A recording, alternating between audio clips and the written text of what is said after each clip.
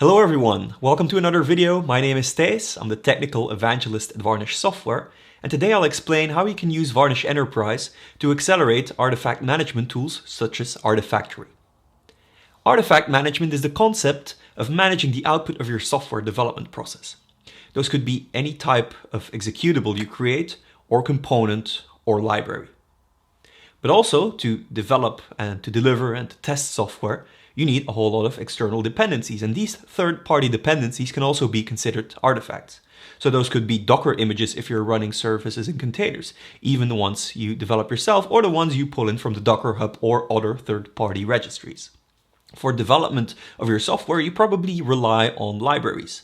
In the case of JavaScript, those would be NPM packages, but you have a lot more.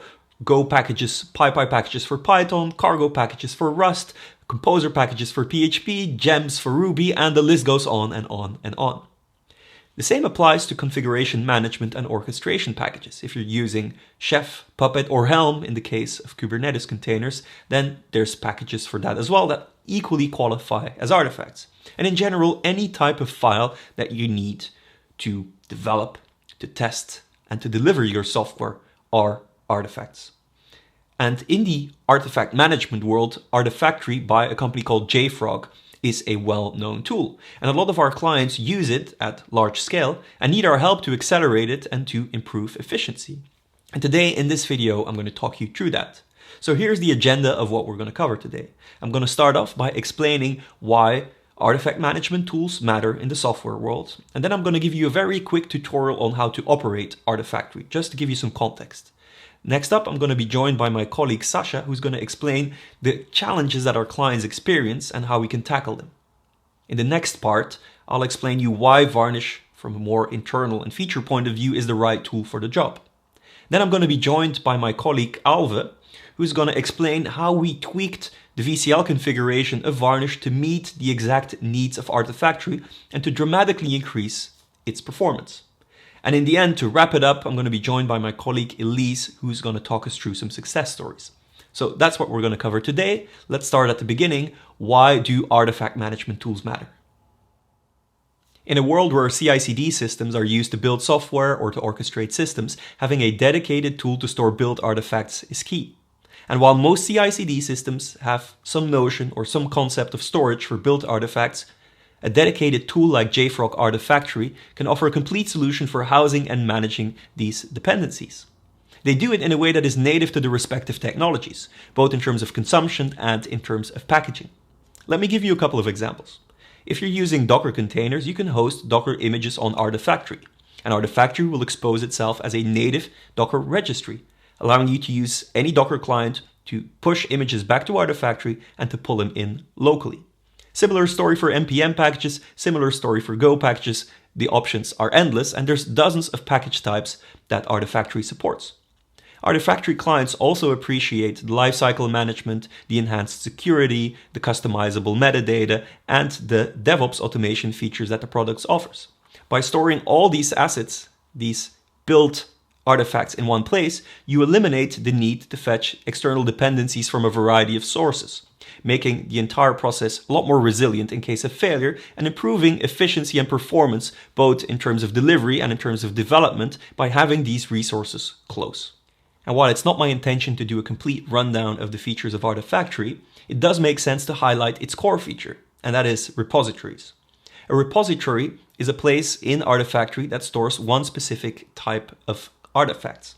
One Artifactory setup can have multiple repositories, and as I mentioned before, a repository can expose itself in a way that is native to the respective technology, be it a Docker registry, an NPM registry, and so on and so forth.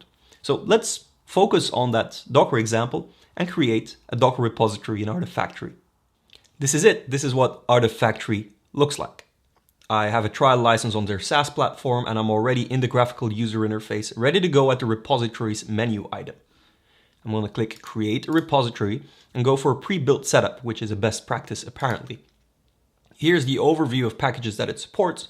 So I mentioned that it offers packages and interfaces that are native to the technology. Well, you see the types of technology that are supported. I'm going to go for Docker. We have to name this, so I'm going to choose a generic name, app.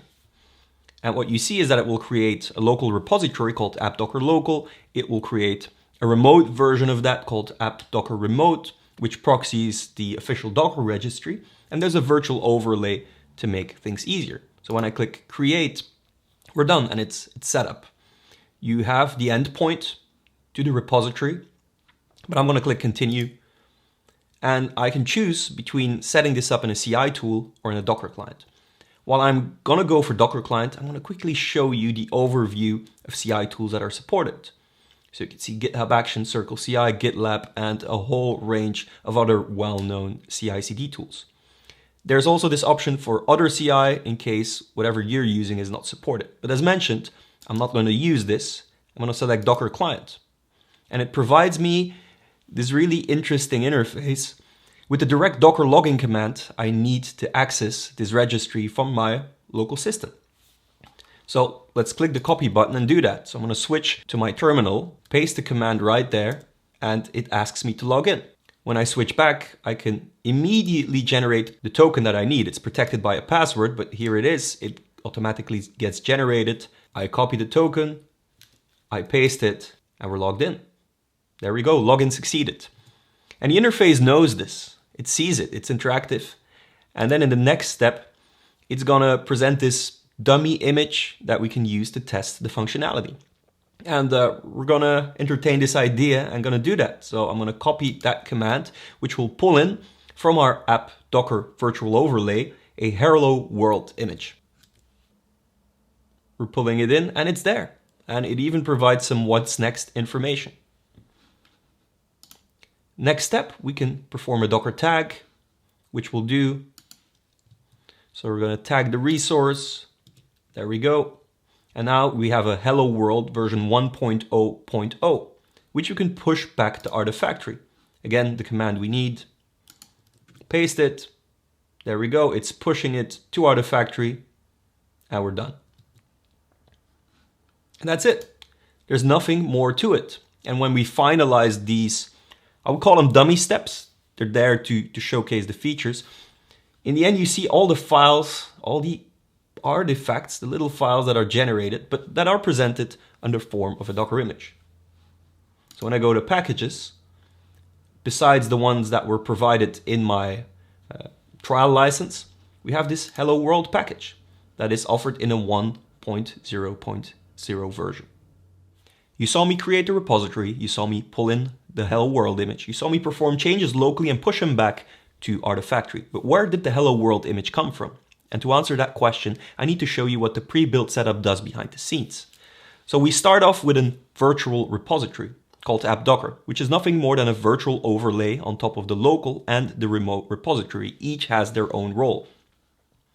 When we go to the local repository, of course, you see a couple that are unrelated and that are part of my trial setup, but the app Docker local is the one we need. It's where all the changes are pushed, and those contain all the artifacts you need for later distribution, for builds, for whatever you're using Artifactory for.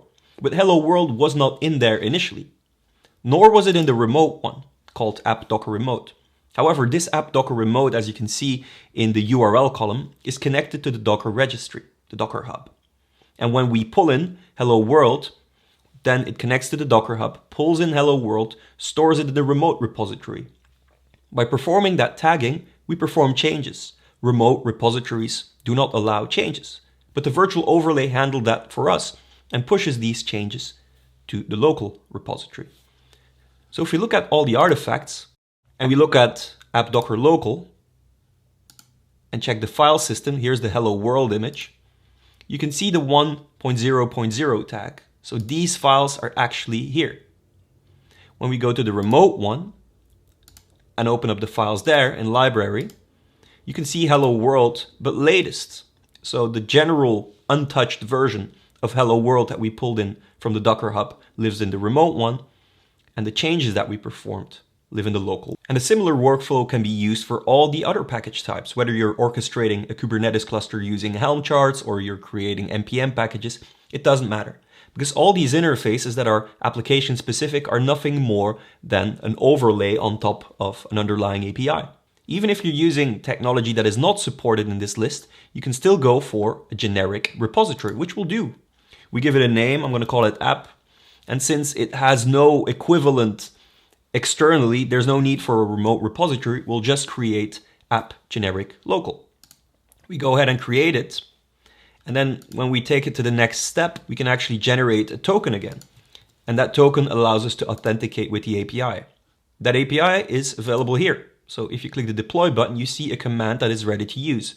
It uses curl, and curl is nothing more than a command line based HTTP client. So what this does is it selects a file from your computer and sends it to the app generic local path of our Artifactory setup. So I can do that, go back to the command line, create a file called test.txt, put the text hello world in it, and create it here locally on my disk. Then I paste the command, which will post the file to Artifactory, and you get all the metadata. You even see the URI that it generated. So if I go back to Artifactory, I can see that resource. I can see the artifact when I click app generic local, open it up, you see test.txt and a way to download it. So if I were to manipulate that command and remove the test.txt upload, then I would be able to actually literally download the file. So I'm going to alter the command, remove this -t that provides a local file to upload, just call it, and it presents me with hello world, which is nothing more than the equivalent of just pulling in the artifact from Artifactory. Now that you know how Artifactory works and how companies use it, you probably want to know why it needs acceleration. And the answer is very straightforward and applies to other use cases as well.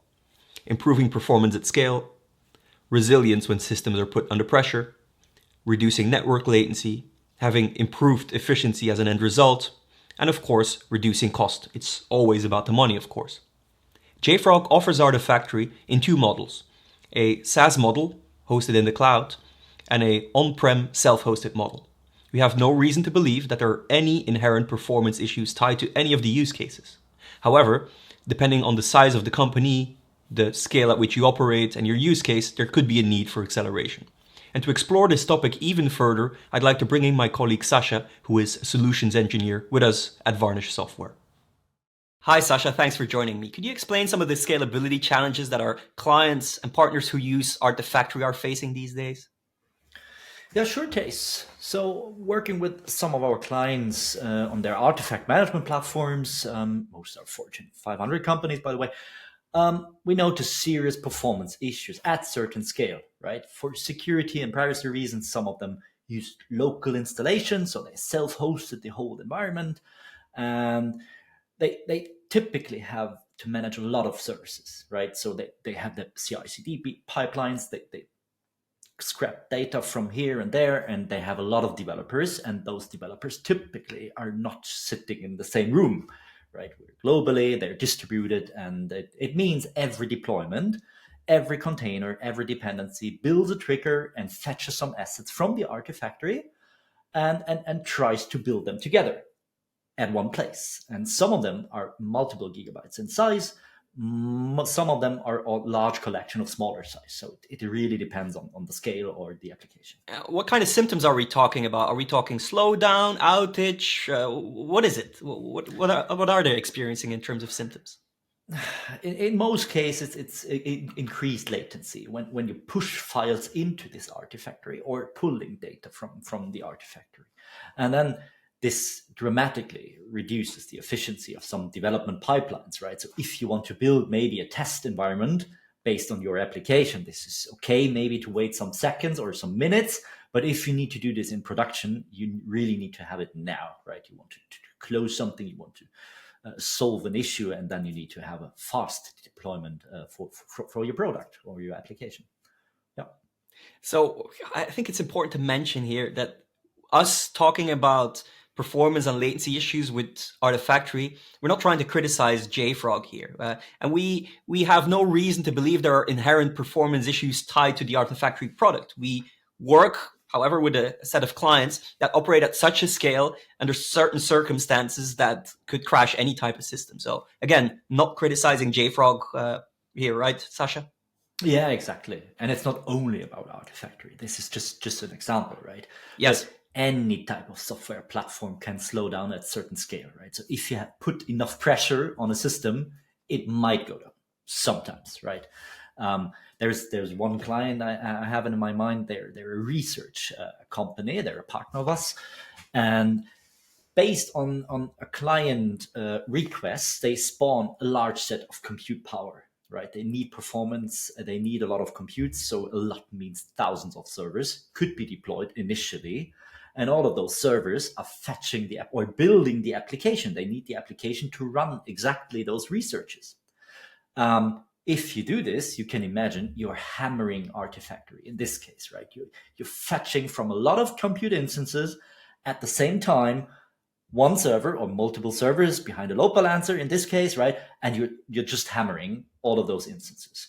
So if these requests are not fast enough, or if something breaks, this has an outage for the clients, and this is not good, right? No, it jeopardizes their businesses, and I can imagine that the cost of making sure your Artifactory setup scales along is tremendous. Because remember, if you have thousands or tens of thousands of servers pulling and pushing, well, you need to have the infrastructure to keep up with that. So we're talking hardware cost, we're talking maintenance cost, and of course, I think that's a big one, like JFrog licensing cost. And if you're hosted in multiple sites and you don't own the network, there's networking costs. So I can imagine it's a very costly endeavor. Exactly. And this is why you're placing a caching layer in front of it to exactly offload those, not those type of costs, but in the end, it is about costs here, right? You're setting a caching layer, you're recycling, you're reusing objects you might need to fetch from different instances at the same time. And then, sure, you reduce with that the network traffic with not only comes with a cost, it also comes with lower latency because it's faster. You have the full bandwidth and you can deliver it. And in most cases, it's also cheaper to reduce all of those costs, right? Exactly. Yeah. So we're operating in a private CDN model where you're actually building out what CDNs would build, but on-prem private to facilitate those, which is interesting because traditional CDNs aren't really a perfect match for this. While they obviously seem like the right solution for the job, the fact that they're not on-prem decreases their value. And again, this is not me criticizing CDNs because I want to acknowledge the tremendous jobs that CDNs have done for the internet at large for the last couple of decades. So this is not me criticizing them. However, they have a specific use case. And while they can offload performance to a certain extent, and they're pretty good at lowering the latency, you have to be in those geographic areas to benefit from that. Like the people that we work with deal with it at such a scale and have such latency requirements that it makes a lot more sense to host them a lot closer to where they are. I mean, they have multiple Artifactory servers probably with built-in clustering, so placing it as close as possible is a lot better than hosting it in a cloud or a SaaS model, right? Exactly. But there are also SaaS models where you can help with Varnish because it's just the other way around, right? And it's at a certain scale. You have infrastructure you don't need to care of because it's a SaaS model, right? You're just pushing the data, and other people, in this case, then it's JFrog, they will deal with the infrastructure, they will scale the servers. That's totally yeah, and that's nice. And I'll be the first to admit it because in preparing this video, I got a SaaS license, a trial license, and it was super easy. It was all set up for me. I didn't have to jump through any hoops. SaaS is easy, but then again, it comes with its own unique challenges for organizations we work with. Yeah, exactly. And there's one big player here. We had some, not issues. They wanted to reduce costs. Here it was mainly about the costs, because if you have a SaaS platform somewhere hosted in the cloud, this generates costs for the egress traffic going outside the cloud into your network. So here it's the other way around. You may have latency issues because you need to fetch all of those assets from a network which isn't owned by you. It's from the cloud. So we're talking about internet connectivity here. And this specific customer, they generated 100, 200 terabytes of traffic each month, fetching assets from Artifactory SaaS platform locally, right? Or locally means to every developer, to every local environment, wherever they sit all over the globe. And this produces a lot of costs, right? Yeah, I can imagine that, because we have to know if you're a software vendor like JFrog and you offer a SaaS platform, you're not going to build the hardware yourself. You're going to leverage the cloud like they do.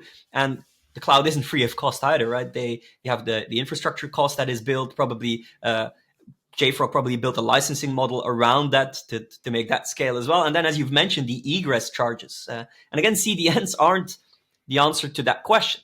Again, not criticizing CDNs because they have value in that chain, because I'm pretty sure they can offload some of the pressure and increase performance. The latency, I'm not 100% sure. If you're close enough to an area where these CDNs have a point of presence, then yes, you will benefit from it. But as you've touched on before, for a lot of clients, it's better to have it local.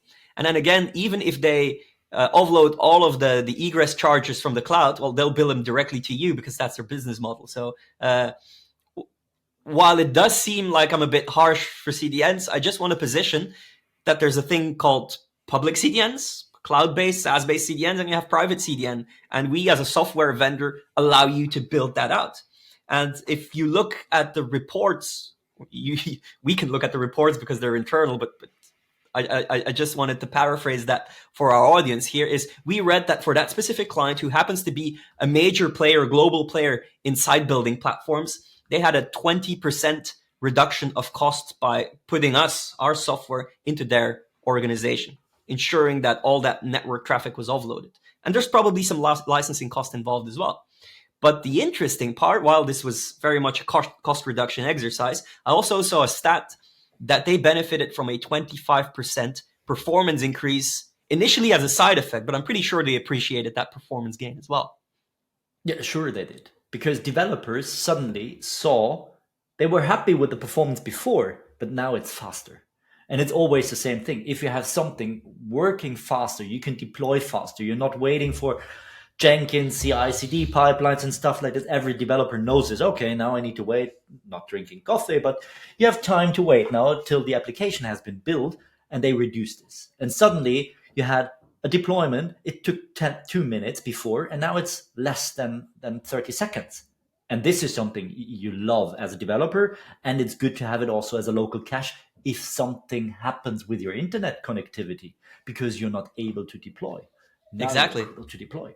Precisely, and I'm pretty sure you'll feel passionate on speaking about that as well. That we've used Artifactory as an example here, but it's a lot broader topic. It goes even way broader than just artifact management. Can you elaborate on that, or speak your opinion on that? Yeah, it's always about performance control costs or something like this. Always for tools, and Varnish has always been seen as a web acceleration platform, or to be used as build CDN. And this is correct, right? But if you put this into a network internally, and you use the flexibility and the beauty of Varnish, right? You're fully transparent. You can build whatever you like, and it can be a part of your application deployment strategy. Then we're talking about a kind of a Swiss Army knife for application based on HTTP, and then it can be a part of your internal DevOps toolchain. Yeah, and for us, it's not necessarily about application X, Y, and Z. If you look at it from our perspective, if it has an HTTP interface, we can deal with it. And we're known as a company and as a technology for traditionally accelerating websites and APIs, and more recently being part of the private CDN industry, where we can accelerate video streaming platforms, file sharing platforms. If it has HTTP, we can accelerate it. And where the most well-known use cases of our technology are more at the front end of things, dealing with client requests, now we're inside the organization. And that's fascinating. Exactly. There's one also a customer coming to my mind. They started with Artifactory, right? It's just they wanted to have a cache in it for Artifactory. Cool setup, and okay, we know the use case. And then suddenly they said they needed to have a GitHub migration, just from cloud to enterprise locally, and they wanted to migrate between two data centers, and they used Varnish also for this.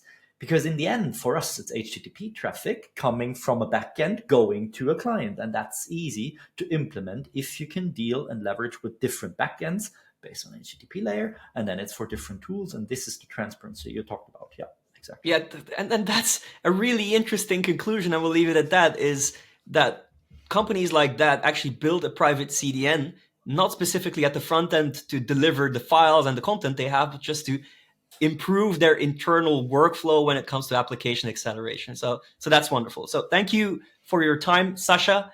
Now that we've established the challenges that organizations are facing and identified where Varnish fits in, I want to show you why Varnish is the right tool for the job, and more specifically Varnish Enterprise. Varnish is an umbrella term that covers an open source version and a commercial version. The open source version is called Varnish Cache, and the commercial version is named Varnish Enterprise. And while the open source version is really good and will probably alleviate some pressure from your Artifactory setup, it's the features that Varnish Enterprise offers that take it to the next level and allow for that maximum level of efficiency. Let me explain why. At the core of Varnish is the powerful caching engine that stores responses coming from the origin application and serves them to requesting clients upon subsequent requests. This ensures that Artifactory and other HTTP-based applications are offloaded. The way Varnish is designed allows it to handle a lot of concurrent requests without needing a lot of server resources to do it. Varnish can process more than 100,000 concurrent requests while serving content with sub-millisecond latency. So yeah, Varnish is very, very efficient. But remember, this is a software-based solution, so you can host it on any type of commercial off-the-shelf hardware or even in the cloud.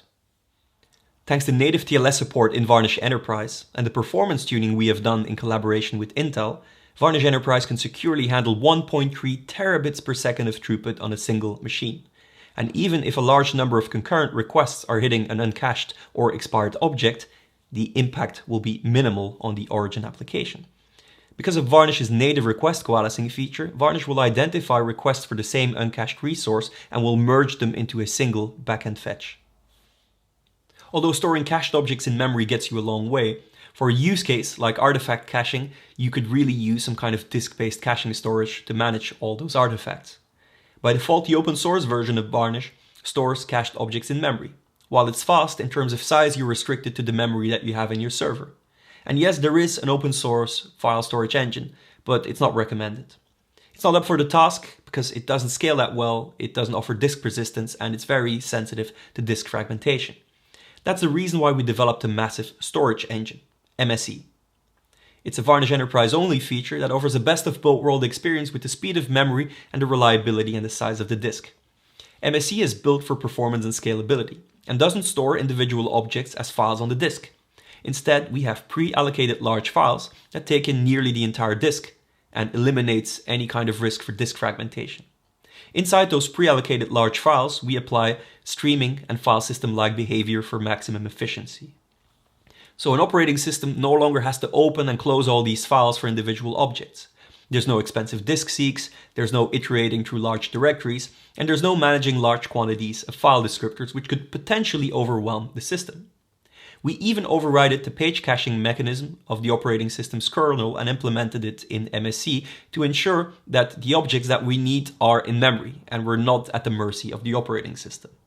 This file system-like behavior within the persistence layer of massive storage engine not only takes away any risk of disk fragmentation, it also increases performance. We focus on using the least amount of IOPS as possible and apply a strategy of direct asynchronous I/O. You also get the flexibility to choose exactly where objects live on disk, be it multiple disks in a single system or a stacked cache with multiple MSE instances. Long story short, for a use case like artifact management, I do believe that the massive storage engine is the single most important feature we can offer in Varnish Enterprise, giving you the ability to store large volumes of cached assets without the performance degradation. Because remember folks, disks tend to have a bad reputation in the industry, especially in high-scale environments, because they're considered slow. But it all depends on how the kernel interacts with it, how the file system is designed, and as you've heard, we've designed it in an intelligent way that it can keep up. And don't forget, there's still a memory component in front of it to store the most popular content. The unique selling point for Varnish, both for the open source and the enterprise version, is without any doubt the Varnish Configuration Language, or VCL, as we abbreviate it. VCL is a domain-specific programming language that only works within the context of Varnish. It has a curly braces syntax, gets compiled into machine code, and is very lightweight and fast. VCL hooks in the so-called finite state machine of Varnish. And this finite state machine defines the built-in behavior of the cache and the request handling.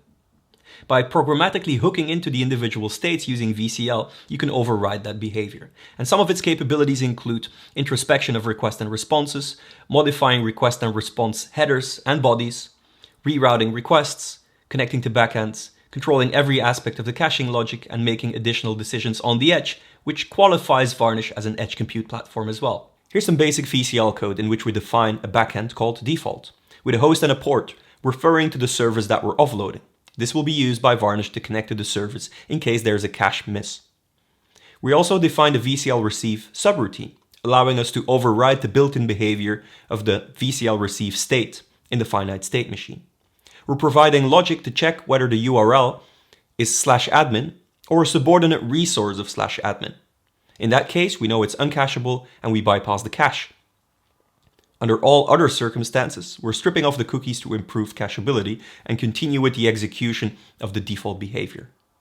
By performing these alterations, you can tune the behavior of the cache to your exact needs and include a high level of personalization, which is exactly what we need for a use case like artifact management. Besides the regular Varnish nodes that perform the caching and deliver the content, Varnish Enterprise also has other products, such as a control plane and a traffic router. The control plane is called Varnish Controller and makes managing multiple Varnish nodes a lot easier and also facilitates VCL configuration deployments to multiple Varnish nodes. Managing this happens in one place through a graphical user interface, a command line tool, and an API endpoint. The missing piece of the puzzle in order to build your own private CDN is the traffic router. And the Varnish traffic router allows you to intelligently route traffic to exactly the right node. Varnish Enterprise also comes with a collection of proprietary Varnish modules, or VMods as we call them. These VMods extend the features and the capabilities of Varnish and exposes their configuration under the form of extra VCL. So by importing a VMod in your VCL code, you're adding new functionality that is configurable from within VCL. And while Artifactory can probably benefit from a variety of enterprise VMods, there's one in particular that we leverage to maximize its efficiency, and that's VMod HTTP. As the name implies, it allows you to perform HTTP calls from within VCL, and we used it to perform pre-flight authorization checks with Artifactory, ensuring that whoever requests a cached resource is allowed to do so. So we pretty much enabled the caching of private artifacts while still respecting Artifactory's internal authorization policies. And to tell us more about that, I'd like to bring in Alve, who is one of our engineers and who was involved in many of these VCL trajectories for Artifactory clients. Hi Alve, thanks for joining me. As an engineer at Varnish Software, you'll probably be able to talk some tech with me, and I would like to hear how you wrote the VCL code that made caching of Artifactory a lot more efficient. Can you elaborate on that, please? Yes, of course. So we made the Artifactory to enable caching of authorized content. And by that, I mean caching of resources that would normally not be cacheable due to requiring the client to provide specific access credentials in order to view it. Because by default, Varnish won't actually cache any authorized resources, as that would simply be unsafe. Putting a cache in front of a authorized resource and not authorizing the client would effectively bypass the authorization completely. And that's interesting because we need to elaborate on that. This is not a shortcoming or a limitation of Varnish. This is by design. This is safe behavior. Because out of the box, a cache like Varnish has no awareness of authorized or non-authorized requests. It simply knows the URL and also uses the host header and uses that to compose the cache key.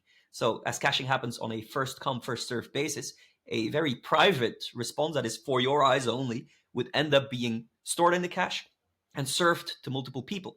And that's simply not allowed. But you obviously find a way around that. So can you show us how you did it? Yeah, exactly. So we made the Artifactory VCL to specifically authorize every client before they get any content from cache. So we authorize every client for the specific resource they are requesting every time. Okay, so if you are connecting to Artifactory every single time, how is this more efficient? We're not really offloading anything, or are we? Probably a solid answer for that.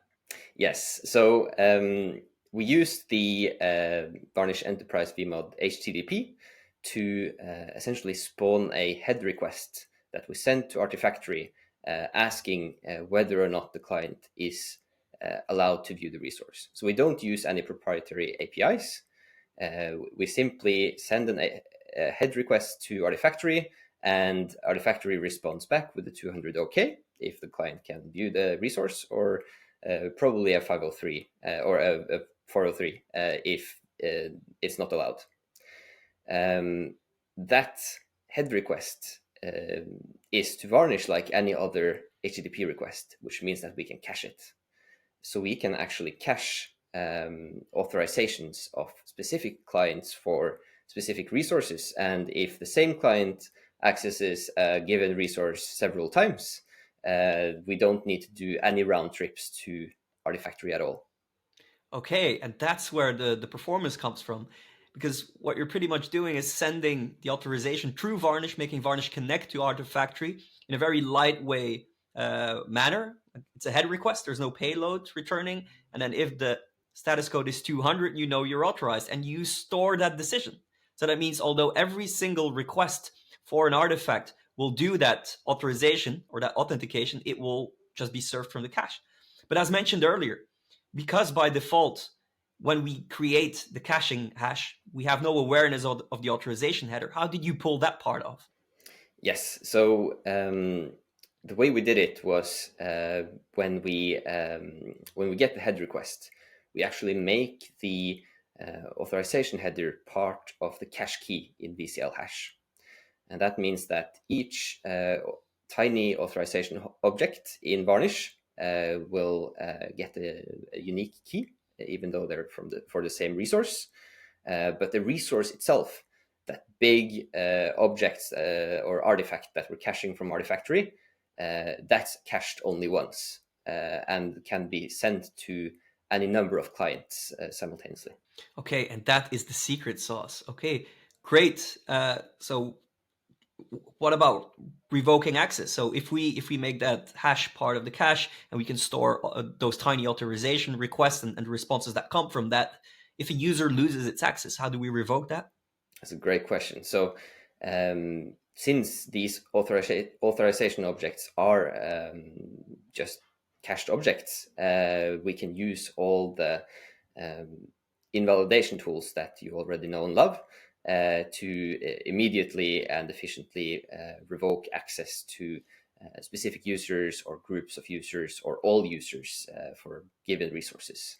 So that really allows us to have a lot of control over which users are authorized to get cached artifacts, while maintaining these big artifacts in cache for as long as possible, because this is really what Varnish Enterprise is good at. This is what we work every day to improve, that Varnish is able to efficiently cache and serve big objects to any number of clients at the same time.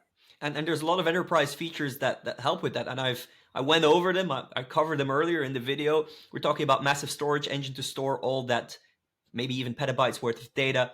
We have our really efficient caching engine that can handle up to 1.3 terabits per second. We have the VCL language. We also have those enterprise fee mods. So it's really all those features coming together. And I would like to thank you for your contribution in writing that VCL, because that was the missing piece of the puzzle. Thanks, Alva. Thank you.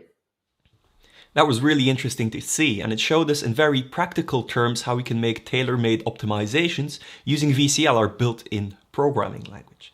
Now, before we wrap this video up, I want to bring in my colleague Elise, who is the Director of Key Accounts in the United States, and talk us through some success stories with Artifactory clients. Hi Elise, thanks for joining me. As an account manager, you've probably had countless conversations with some of our clients, and I want to know some of the lessons learned and maybe some successes that came from these use cases. Can you share those with us? Yeah, absolutely. As I think you mentioned earlier, our clients are looking for increased performance while lowering their operating costs. So this applies to artifact management tools like JFrog Artifactory. But the cost savings isn't just related to improved productivity, just due to better performance and lower latency. It can also be achieved by lowering the license cost and the infrastructure cost. And for some, the reduction of egress charges is really the cost saver. So I know we're not supposed to name any names, but I would like you to, in a very creative way, describe who these companies are, what they do. I'm pretty sure our audience will know them from everyday life, but still, let's give it a shot. Yeah. So a major car manufacturer Wink, wink. wanted to improve their overall onboarding experience so that they could have their users onboard to various company applications via a self-serve portal. And this would just improve the overall user experience. But in addition to improving the overall user experience, the exercise would also save their team time on the manual process. So this would free up more man hours and again, save costs. Interesting. And from what I hear, it's this typical hybrid story, and we get that a lot. People come in, they get Varnish to solve a specific problem. In that case, it sounds a bit more like a private CDN sort of solution. And then in the process, they notice like, okay, we're delivering these services to our end users and accelerating those, but we can actually take that same software, that same technology, and bring it inside the company to optimize internal process. It sounds like that. Any other ones you can share with us? Yeah. So another use case is a streaming provider that we work with. Their struggle was they said there's this tendency to ship like this fully formed thing. And it's this sort of ability to decompose that and make it into their own. Yeah, really that's a huge factor. And I've described that in the video already, is that Artifactory is great at storing artifacts that you've built yourself. But in the process of making that thing you mentioned, which is like the final result, could be a service, could be an executable, you need tons of dependencies, and bringing those together in a fast way is really where JFrog Artifactory shines. So accelerating that, I can imagine, was a huge benefit to them. Yeah. Just having that flexibility, was the biggest benefit. And this particular streaming provider peaks at 6,000 to 12,000 RPS on Artifactory. So it's very busy and it's a challenging product to scale. So, the reason they came to wanting to get a caching product was to help them, as they were really struggling to meet the demands of that scale. And in addition, they run out of about 4 regions, and we're seeing more and more increase in workers that were going remote. So getting engineers closer to the content was really important. And they get tens of thousands of requests every day. So the original goal was to help with that latency, but there were tons of other benefits of using Varnish. So again, that big point that we keep coming back to, first, it saves time. And in turn, that saves money. Engineers are very expensive. Yes, they are. And the more you let them wait and do nothing, the more expensive it gets. As a matter of fact, there's this really funny comic from XKCD that was trending in the tech community for years. I'll share it. I'll put it in. Yeah. And it's a depiction of 2 engineers sitting there doing a sword battle on their chairs, and their manager asks, "What are you doing?" And they're saying, "Compiling." And they're like, and their manager like, "Yeah, carry on." Because that's the thing, right? When it takes time to build systems, to pull in dependencies, like, people are doing absolutely nothing. And I think that's where our value is as well, is by lowering that latency, accelerating the build process, accelerating pulling in all those resources. Those developers who are quite expensive are a lot more efficient. Absolutely. They even said, this particular use case I'm talking about, the streaming provider, that the faster they can get an engineer up and running in the morning, it's time well spent. And developer wait time is one of their major KPIs. And thanks to the work that they did with Varnish, they saw an 85% reduction in latency. And that meant their install time went down from like 5 minutes to 1. It's just a huge difference. And another thing is high availability also helps regulate in regions. So it made a big difference going from 300 milliseconds down to 10. Those are good numbers. Yeah. And I think that's it for, off the top of my head, use cases that we have. But I'm really grateful that you were here to share it with us. And thanks, Elise. Absolutely. Okay, let's wrap this up. You may know Varnish as a tool to accelerate web applications, APIs, files, and OTT video streaming platforms. But in this video, I really wanted to show that Varnish, and specifically Varnish Enterprise, can also be used for the internal applications of organizations, making the life of IT professionals a lot easier while reducing the cost of running these applications. The use case of artifact caching, and more specifically Artifactory, has proven to be very interesting for us.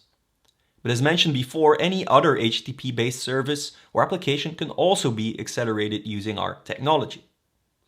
But if you're interested in hearing more, please go to our website. We have a dedicated artifact caching webpage hosted on www.varnish-software.com/solutions/artifact-caching.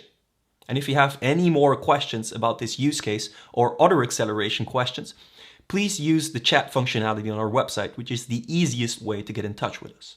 So thank you for watching this video, and see you next time.